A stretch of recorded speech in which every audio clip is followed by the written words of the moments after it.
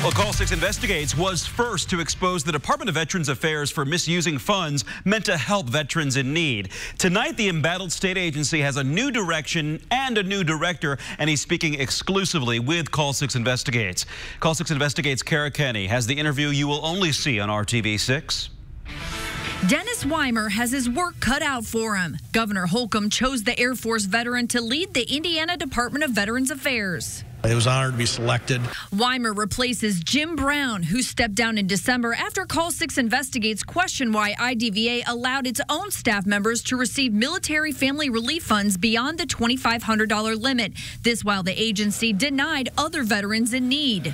The funds are meant to help veterans with utilities, food, and transportation. Following our investigation, a state audit found a lack of oversight and internal controls at IDVA. Veteran commission meetings erupted in outrage as veterans demanded change. I haven't heard one apology to the veterans of the state. This is what Director Weimer has inherited. How do you get the trust of the veterans back? Well, I'm honored to be in this position to work to do that. Government is best done in the public and in light of day and open.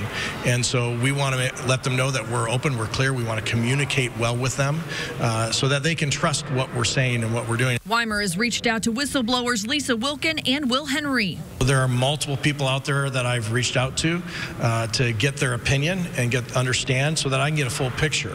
Another state audit from 2017 found IDVA mismanaged funds meant to help veterans with marriage counseling, child care, and employment. Yep. Have you read all those yet?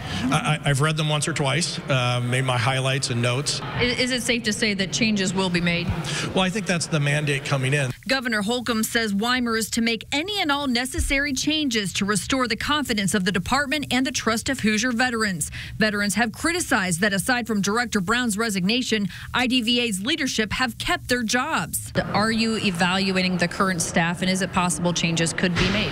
Well, one of the first things I did when I came in was to look at all things that we do. Contracts, I looked at the people that do the work, and that is ongoing. So I won't talk about any specific changes or specific personnel at this time, but there will be changes. Weimer is also analyzing Veterans Affairs budget. It's all part of his goal for the state to better help struggling veterans. I've received services as a veteran, and so I have some feeling on what it means to be in need. Weimer knows the Department of Veterans Affairs is in the hot seat, but he believes he can turn things around. I want to run an effective and efficient organization, and that means being very cognizant about where these funds come from, and that we're clear and we're open with how they're being spent, but spending them well.